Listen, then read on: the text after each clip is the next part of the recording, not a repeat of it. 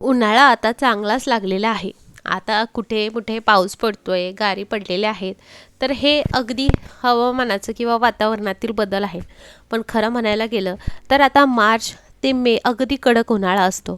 यामध्ये आपल्याला बऱ्याच जणांना भरपूर तक्रारी होतात. त्या म्हणजे उष्णता भरपूर वाढलेली जाते. त्यामुळे भरपूर चक्कर येणं, घाम खूप येत असतो. त्यामुळे काय गोष्टी करायला हव्यात जर तुम्हाला बाहेर जायचं, तर मग कोणत्या गोष्टींची काळजी घ्यायला हवी, हे सगळं काही मी या व्हिडिओमध्ये सांगणार आहे. नमस्कार, मी प्राजक्ता तुम्हा सर्वांचं खूप खूप स्वागत करते आहे आणखी एका नवीन व्हिडिओमध्ये. उन्हाळा चांगलाच वाढला. या दिवसात आरोग्याची खूप काळजी घ्यावी लागते आणि उन्हाचा त्रास होण्याची, डिहायड्रेशनची शक्यता असते. योग्य आहारासोबत भरपूर पाणी जे आहे ते आपल्याला प्यायला हवं. अतिनील किरणांपासून बचाव करण्याचे उपायही आपण केलेच पाहिजे. त्यामुळे सगळ्यात पहिले उन्हाळा आहे, त्यामुळे आपल्याला भरपूर पाणी प्यायचं आहे. कारण आपल्या शरीरातील जे काही पाणी आहे ते घामावाटे बाहेर निघतं.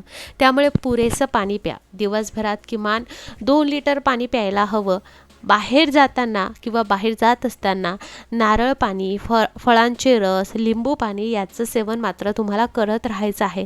आणि शक्यतोवर बाहेर निघलं की तुमच्यासोबत एखादी बॉटल ठेवायची.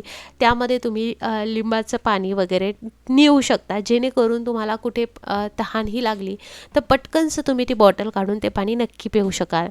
त्याचबरोबर तुम्हाला बाहेर जायचं आहे, त्यामुळे तुम्हाला सनस्क्रीन वापरणं तेवढंच गरजेचं आहे.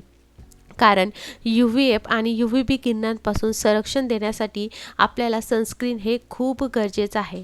आता बाहेर जात असताना टोपीही घातलीच पाहिजे. टोपी असेल, स्कार्फ असेल आणि उन्हापासून बचावासाठी गॉगलचा सुद्धा वापर केलाच गेला पाहिजे, जेणेकरून तुम्हाला जास्त उन्हाचा त्रास होणार नाही.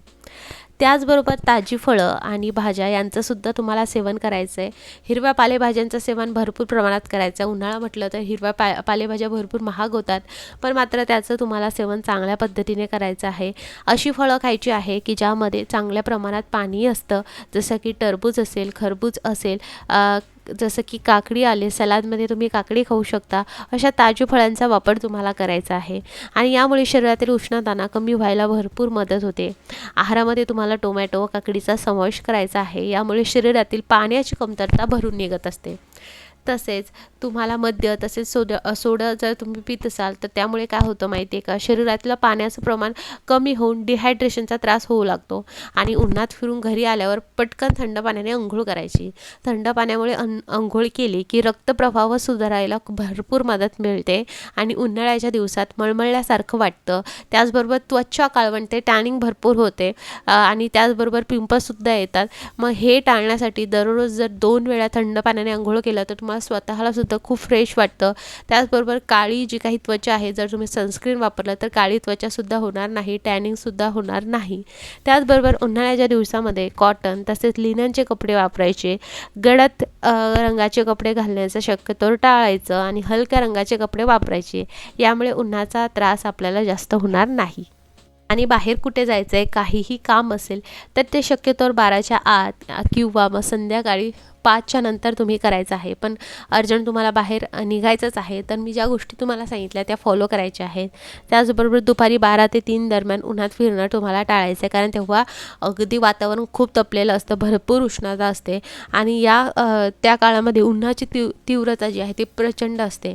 बाहेरची कामं सकाळी लवकर किंवा संध्याकाळी करायची. डोकेदुखी असेल, मळमळ असेल, चक्कर असा त्रास जाणवू लागला तर तातडीनं डॉक्टरकडे जायचं आहे.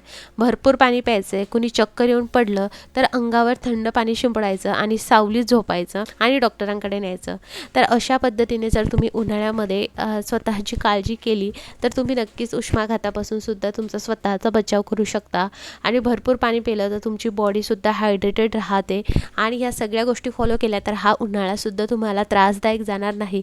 भरपूर फळं खायची आहे. उन्हाळ्यामध्ये सगळ्या मुलांना सुट्टी असते, त्यामुळे फॅमिली टाईमसुद्धा एन्जॉय करायचं आहे, मूव्ही टाईम एन्जॉय करायचा आहे आणि हा उन्हाळासुद्धा एन्जॉय करायचा आहे. ह्या टिप्स थोड्याही आवडल्या असेल तर प्लीज व्हिडिओला लाईक करा, चॅनलला सबस्क्राईब करा आणि बेल आयकॉन नक्की ऑल करा. चला मग मंडळी, भेटूयात पुढच्या व्हिडिओमध्ये. हा व्हिडिओ बघितल्याबद्दल खूप खूप आभार.